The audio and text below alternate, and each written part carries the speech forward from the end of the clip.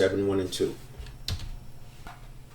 This is what I was talking about. This is what I drew. So this is the network of neurons side. This is the conscious mind side. It's about a second. Call it a quarter, 3/4 of a second to a second. I like to make it a second because I want that quarter of a second pause. A quarter of a second pause is nothing, but because the network of neurons goes so fast, in that quarter of a second, you can process 2 million bits of information. So that quarter of a second is valuable. It doesn't gain you anything to rush through that. And when you're triggered, this side collapses, and this can be happening in a quarter of a second over here because you're freaking out. This is what's going on with the phobia.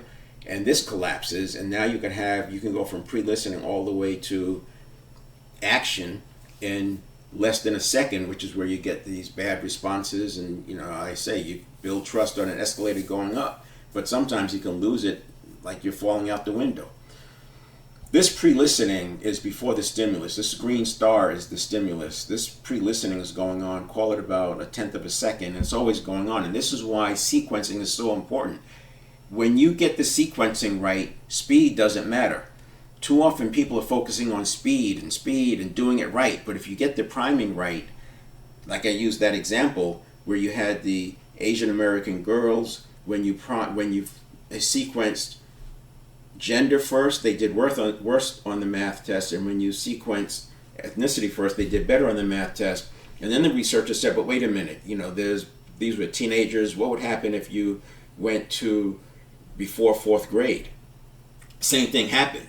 And then they even did it earlier than that. I think they went to 3rd grade or something, 2nd or 3rd grade. But the point is, this is at the network of neuron level, and you're conditioning already from 0 to 7. So that little child is picking up from their environment. They're picking up those stereotypes even though they don't understand what they are. They're just picking it up. It's the same way you learn language.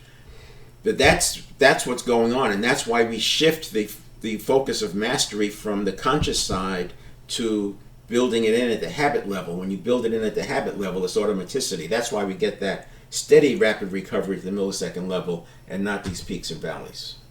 So why this matters now? What changed is not motivation, right? It's how we understand what we understand about adaptability.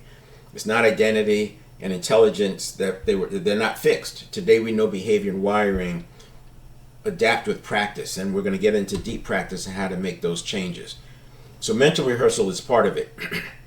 And there's different kinds of visualization. You can take a screenshot of that if you want, but it gets to, I put this slide up here in the next one to put a point around, there's different kinds of visualization for different strategies, targets, outcomes.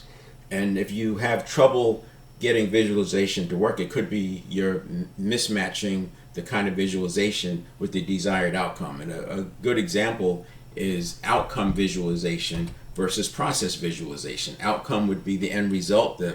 Maybe if I'm speaking, right, the outcome visualization would be a standing ovation. The process innovation would be me working through answering questions and repeating the question before answering it. That would be something I would visualize. Now you can apply implementation intentions, which is a lever, but you apply implementation intentions with visualization at the process level.